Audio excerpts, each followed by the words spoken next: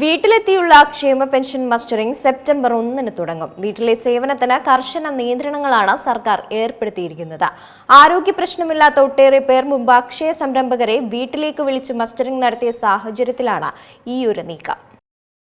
വീട്ടിലെത്തിയുള്ള ക്ഷേമ pension mustering September 1 തുടങ്ങാനിരിക്കെ ആരോഗ്യമുള്ള ഗുണഭോക്താക്കൾ അവസരം ദുരുപയോഗം ചെയ്യുന്നതായി തടയാൻ കർശന നടപടിയാണ് സർക്കാർ സ്വീകരിക്കുന്നത്.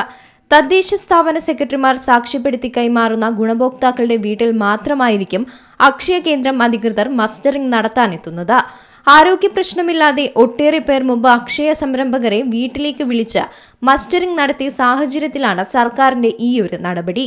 ശാരീരിക മാനസിക വെല്ലുവിളി നേരിടുന്ന കിടപ്പ് രോഗികൾ, വയോജനങ്ങൾ തുടങ്ങി അക്ഷയ കേന്ദ്രങ്ങളിൽ നേരിട്ടെത്താൻ പ്രയാസമുള്ളവർക്കാണ് വീട്ടിൽ മസ്റ്ററിംഗ് നടത്തുക. അക്ഷയ കേന്ദ്രങ്ങളിൽ എത്തിയുള്ള മസ്റ്ററിംഗിന് 30 രൂപയും വീട്ടിലെത്തിയുള്ളവർക്ക് 50 രൂപയുമാണ് ഫീസ് ഈടാക്കുന്നത്. 20 രൂപ കൂടുതൽ കൊടുത്താൽ വീട്ടിൽ സേവനം ലഭിക്കുമെന്നതിനാൽ ഒട്ടേറെ പേരാണ് കഴിഞ്ഞ വർഷം അവസരം ദുരുപയോഗം ചെയ്തത്. ജൂലൈ 17 മുതലാണ് സംസ്ഥാനത്ത് മസ്റ്ററിംഗ് തുടങ്ങിയത്. ആദ്യഘട്ടത്തിൽ അക്ഷയ കേന്ദ്രത്തിൽ മാത്രമായിരുന്നു ചെയ്തത്. കഴിഞ്ഞ ദിവസം മുതൽ വാർഡ് കേന്ദ്രീകരിച്ച് ക്യാമ്പും തുടങ്ങി. തദ്ദേശ സ്ഥാപനങ്ങളുടെ സഹകരണത്തോടെയാണ് ഇത് ആരംഭിച്ചത്. സെപ്റ്റംബർ 30 വരെ അക്ഷയ കേന്ദ്രത്തിൽ മസ്റ്ററിംഗ് ചെയ്യാനുള്ള സമയമുണ്ട്. ആധാർ പുതുക്കാത്തതിനാൽ മസ്റ്ററിംഗ് പരാജയപ്പെടുന്നവരാണ് കൂട്ടത്തിൽ കൂടുതലും.